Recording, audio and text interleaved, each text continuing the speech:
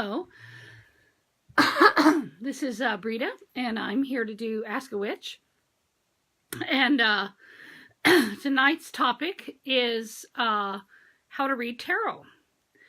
Now, I've done classes on how to read tarot, and they usually take around 3 hours to do, so I'm going to try to do the highlights as much as I can to help people who are interested in beginning the tarot reading skill.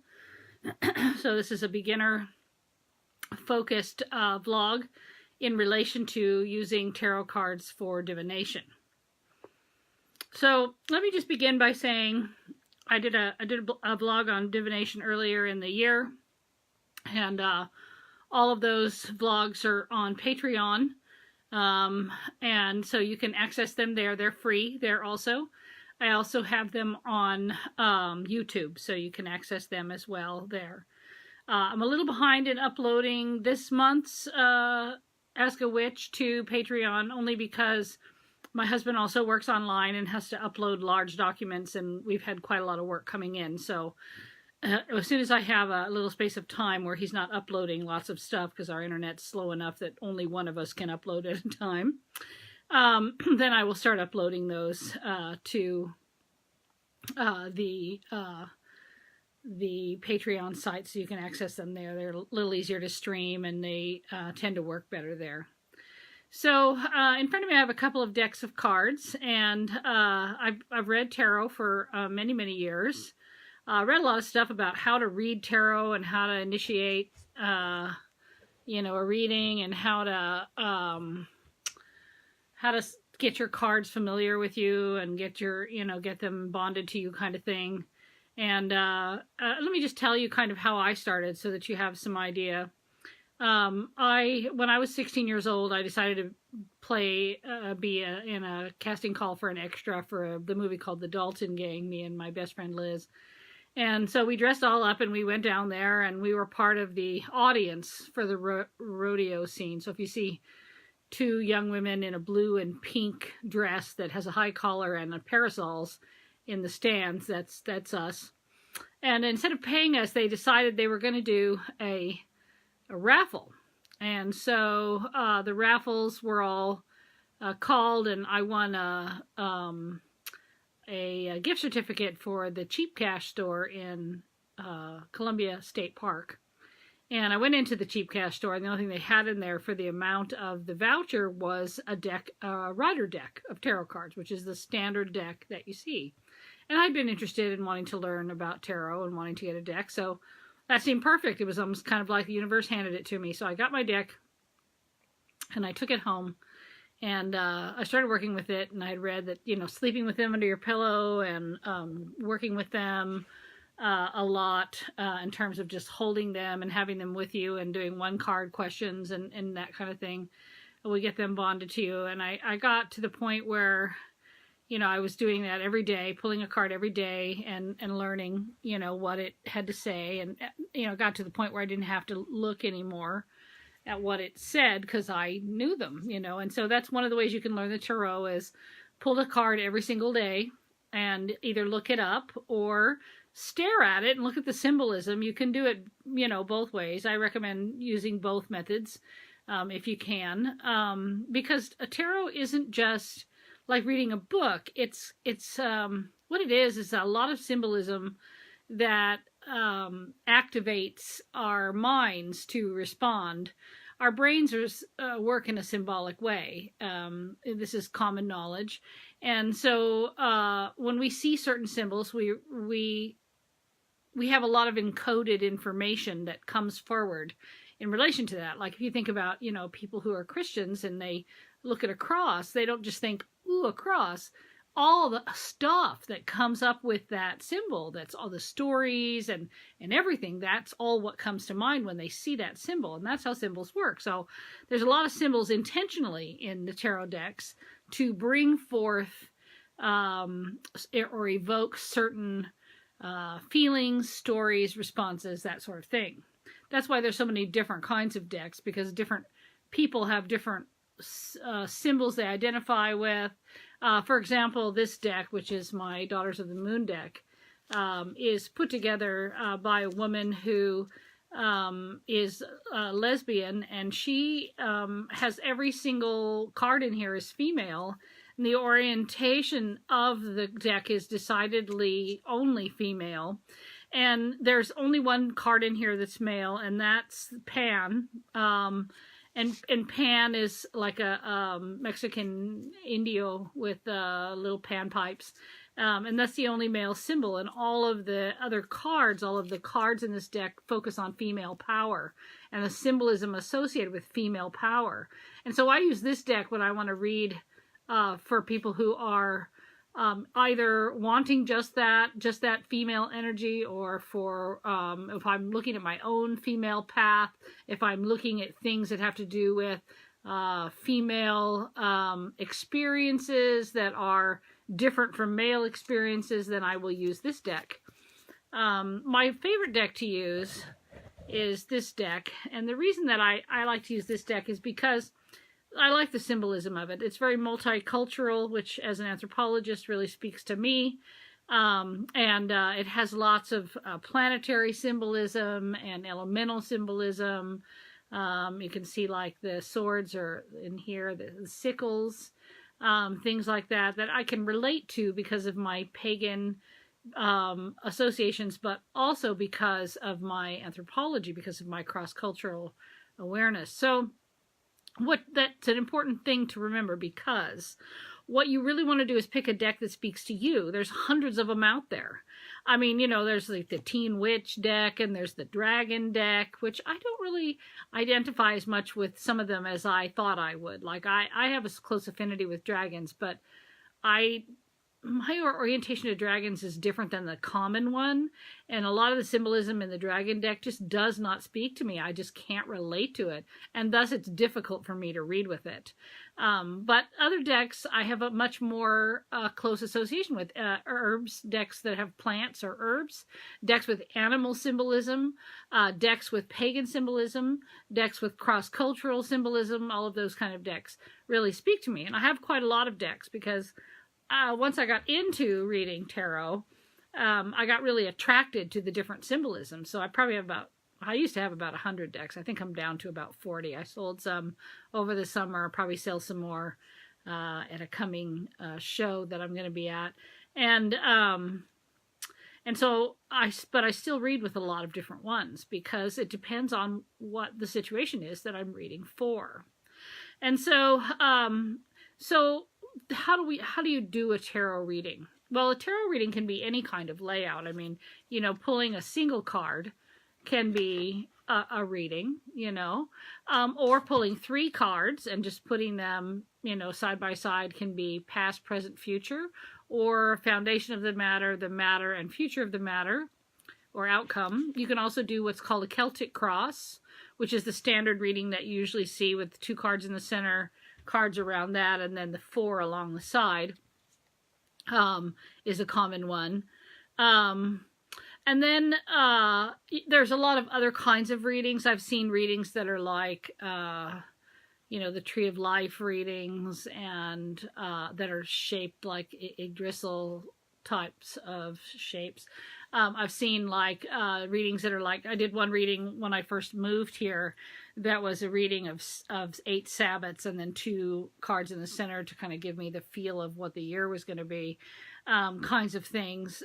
So there's a lot of different ways to read cards, but it doesn't have to be super complicated. I mean, you can just pull a card every single day, and that's considered a tarot reading. Now, if you're unfamiliar with tarot, I strongly recommend that you really look at the cards and look at the symbolism and try to figure out, without reading the book, without looking at the book, what is being expressed, what is the message of the cards. It's not also just the symbolism of the card itself. Each card has a number of symbols, but where those are in a layout. Now, if you just have one card, that's usually like, okay, here's what my day is going to be like, or here's what this situation is going to be like. If you have 3 cards, then you're looking at maybe a more in-depth situation. You're trying to find out, what's the foundation of it and where are you going with it.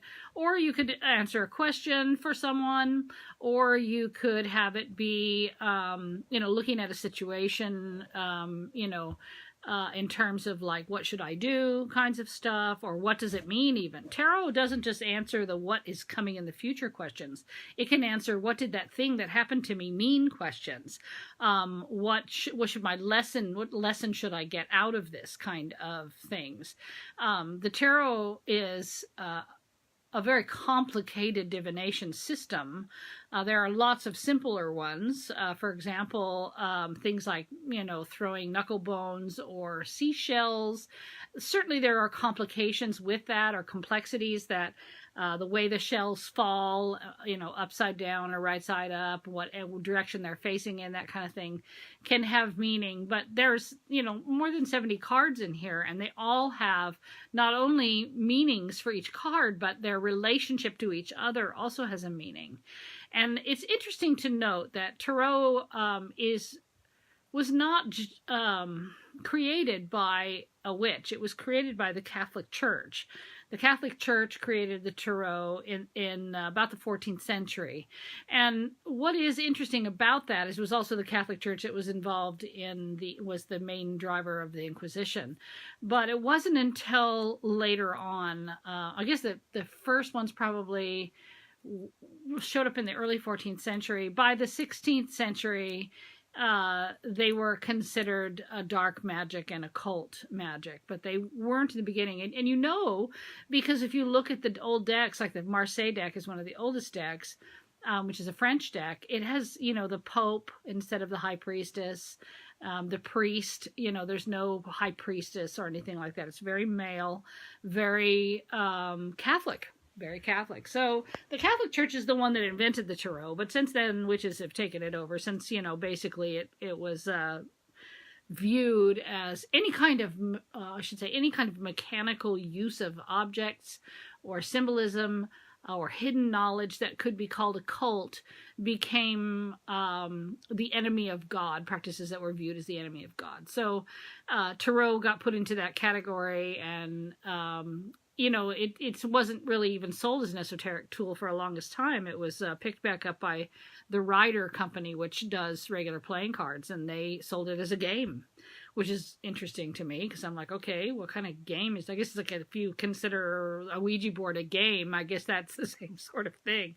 I consider the Ouija board a very dangerous tool if you don't have any idea what you're doing.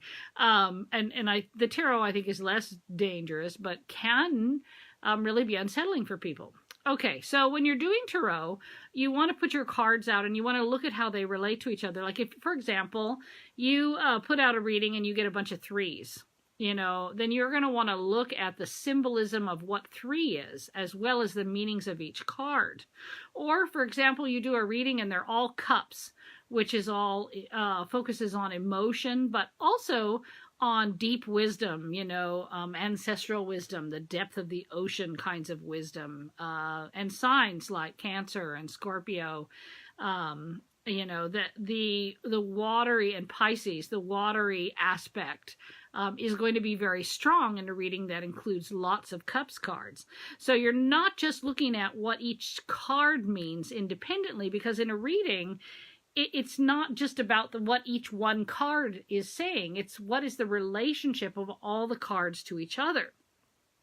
Now, if you're doing something like a Celtic Cross reading, then you're going to be setting down cards that have specific meanings. They have specific positions. Like, for example, you set a card down in the center of your reading, and then you set a card over it. And that card in the center represents the seeker, or the person asking a question.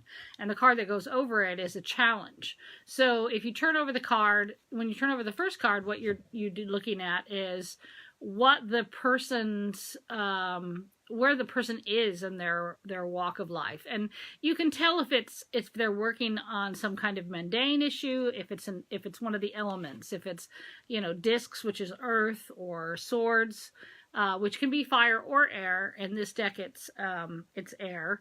And then wands, which is fire or air. In this deck, it's fire. And then cups, which is water. So you're looking at those elements, and that physical manifestation of elemental energy could tell you that the person, like for example, to get cups, they're working on something emotional. Or if you get pentacles or discs, they're working on something material. Okay, so not necessarily their karmic path. And then you put a card over the top of that, which is the crossing card. That's like their challenge, like what they're going through or where they are and what they need to get to, what they would need to work through. Now, if you get an ether card, like the High Priestess or the Hierophant or the Star or the Moon or any of those, then we're talking karmic stuff. We're talking soul stuff. So if you get a person who you're doing a reading for and all the cards that their path is are all ether cards, then that tells you that they're walking something that they decided to do a long time ago. This is their karmic path they came here to do, and they're right on target. Okay, and oftentimes we sidestep or get off of that target, that track for a little while to do other things. We live in physical bodies. We have to deal with physical realities, and so sometimes we're dealing with that stuff rather than working directly on the soul path. So then another card that goes at the bottom of the reading is the foundation of the matter, or past finished. Something that has happened to the person that is done, that has affected who they are or what their situation is, but is no longer has an influence. Then you put a card to the left of the person's representative card, and that's the immediate past, the last 6 weeks. And usually that's something that's still influencing them. And so you want to look at how that card relates to the card that represents them as they currently are, but also what their challenge is, because the card just preceding that 6 weeks is going to maybe give you some clues as to what exactly it is that they're working on. Now, the next card that one would lay down is above the Seeker's card, and the card that is above is the direction of the work, or direction of flight, you could say, or the general feel of the energy kind of thing. And then the card to the right is the card that represents the next 6 weeks, where they're going in the next 6 weeks. And so if we have the last 6 weeks and we have where they are now and the next 6 weeks, then you're going to want to take all those cards together as, okay, so this thing they're doing now, they started it 6 weeks ago, this is where they are in that now, and then the next 6 weeks, what's going to be the direction they're going to be going in. And so that's important to recognize, that those cards don't only represent certain things, each one has a symbolism or messages, but they also work together to give you a whole picture of what's going on, because your life isn't, this thing and that thing and this other thing. It's all those things together, all in interplay, that helps you understand and see the direction that a person might be going in. Now, what's interesting, if this was actually a reading that I was doing right now, what I have, the past finished card at the bottom, the card that represents the Seeker, and the crossing card are all discs cards. So that suggests that the person is working through some material struggles. And then the card before that is the King of Swords, which is using words and knowledge and language to do a kind of alchemy, to make things go in the direction that they want them to go in. And then, so then the card that's coming out of that in the next 6 weeks is the Fool. Now, what's interesting about that is all the cards before this were all elemental cards. So all this elemental stuff preceded a card, which is a karmic card. And this card, this is the Fool in this deck, which I absolutely love. It's so much more what the Fool is. The Fool is held by the universe. It's an initiation card. The 0 is the card of a restart or initiation into a spiritual walk. And so this is the next 6 weeks for this reading. Now, the cards along the side for a Celtic Cross reading include a card that is the internal environment, a card that is the external environment above it, and the card that is the hopes and fears above that. And then the final outcome card is the card of where things are going. And I've also seen Celtic Cross readings that have 2 modifier cards that go with that. And so for these cards that I just laid out, I have 2 aces, which is important also. If I were going to read this for a person, especially after the initiation card or the card that is the Fool, and I see the Ace of Swords, that's beginning a journey that is mental and verbal, that is very language associated, very business, that sort of thing. And then, which is this is what the ace looks like.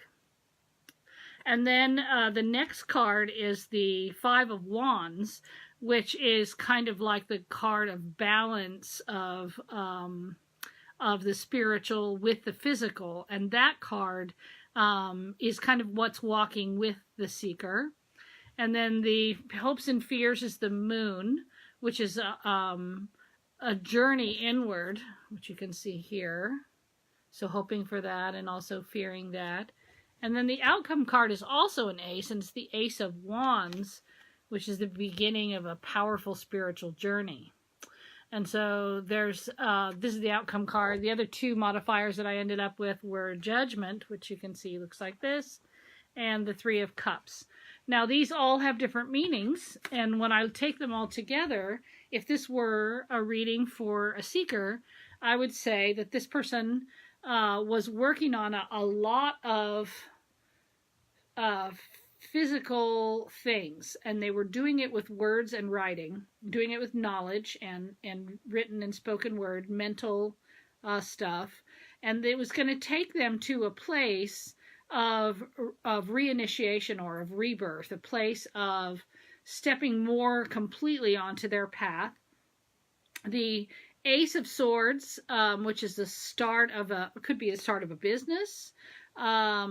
It's more mental and verbal kind of thing, or start of a business deal, start of a situation. And then being in balance with physical and spiritual. Hopes and fears being the needing that cave time and being afraid of not having that. And then the outcome card, the Ace of Wands, is the actuality of really stepping onto that spiritual path really seriously.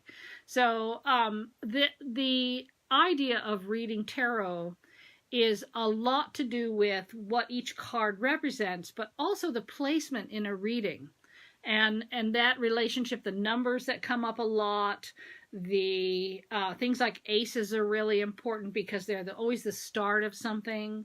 3s are important because they are like a group of people, like a small group of people working together. 2s are balance, perfect balance, things like that. So if you're looking at the numbers, you're looking at the element aspect, you're looking at the arrangement of the cards in relationship to each other, then you're going to see a lot more deeply into what you're being told. Now, I'm going to finish up by talking a moment about what does that mean? What am I being told? There's a lot of ideas about how tarot works, that it's sleight of hand, or that the gods already know, or that your mind already knows. I frankly don't really know where it all comes from. What I can tell you is that it feels like it comes from me and through me. So sometimes I'll be doing a reading and I see the symbolism and I start to talk and it comes through me. Sometimes some things will come up that just come out of my mouth, and all the hair will stand up on the back of my neck. Those things I think come from the divine, and it happens a lot. And I've been reading now for 46 years. And I've had some experiences that were very interesting, and that also makes me think maybe some of the stuff comes from another person. As I'm being as an empath, I think I can often sense what other people are feeling or wanting to know. In fact, when I do readings, I always say, think about what you want to know. You don't have to tell me. It's not necessary for you to tell me. It will come up in the reading. The gods know, the ethers know, the empath knows. It's going to come out in the reading whether you voice it or not. And people are always surprised that their questions get answered. And it's really no mystery, because if it comes from the divine, or it comes from within, if it comes from the spiritual side of ourselves, or it comes from sensing you from across the table or through the phone, then it's still something that transcends the spoken word. And so reading tarot is a cross between symbol analysis, but also empathy and being a channel, being a clear channel. I had this one situation. I used to do this thing where I would go to the beach, and I love to go to the beach and spend days and days and days there, sometimes weeks. And when Lily was little, and because she was always so calm on the beach, and we had such a great time. And sometimes I just didn't want to pack everything up to go drive to the store, because my camp was in my van and it was just too much of a pain. So I would take a picnic table and I would lay out, put a pretty tablecloth that was very mystical looking, put my crystal ball on it, and put my tarot cards all around it, and put a sign up that said reading exchange for food or drink or whatever, trade, readings for trade. And people would approach me, and I ended up with all kinds of things, watermelons and all kinds of stuff. And I remember this one group of women, they all decided they were camping together, and they pulled in an RV next to me. And they saw my table, and they thought, oh, that would be super fun.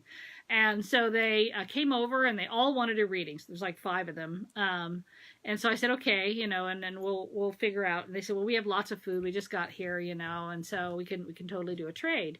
And so I said, okay. So I started reading, and I read the first woman, and she was like, whoa, and then I read the second woman, and then I read the mom who was there, and then I read the daughter, and the daughter had a secret. And it was a pretty upsetting to the mom's secret, and I could see it really clearly. I didn't really voice it specifically, but what I said was enough to make her uncomfortable. And the last reading I did, the friend to the girl, that caused some bug eyes in the group. And then they came over and they brought me almost everything out of their ice chest. They packed up their vehicle and left. So I think the accuracy of the readings were pretty right on, because I think I scared the crap out of them, and they all ran away, leaving me lots and lots of food, so I didn't have to go anywhere. So, reading tarot is not hard, but it is intuitive, and you really need to spend some time going through the cards one by one. Pull a card every single day. Read the definition in the book you have with it. Stare at it for, 10 minutes. Write down any impressions that you have, and do that every day. And you'll find that after a while, you won't have to look anything up, because you'll look at it and go, oh, this is going to be one of those days. So I hope that was helpful to you. Again, when I get a moment, I'll upload the videos from this one and the last 2 to Patreon, when there's not so much work being uploaded by my husband. But there's tons of old ones on there from previous weeks. So Patreon, which is www.patreon.com/Cronewitch, CRONEWYTCH. And you can watch those for free there. There's also some other free stuff on there. And then also I'm on YouTube, and you can go to YouTube also is under Cronewitch as well. And I put all the free stuff there as well. So please feel free to go on there and check that stuff out, and I will upload those later in the week. I hope you enjoyed this vlog, and I hope it helps. All right. Thank you.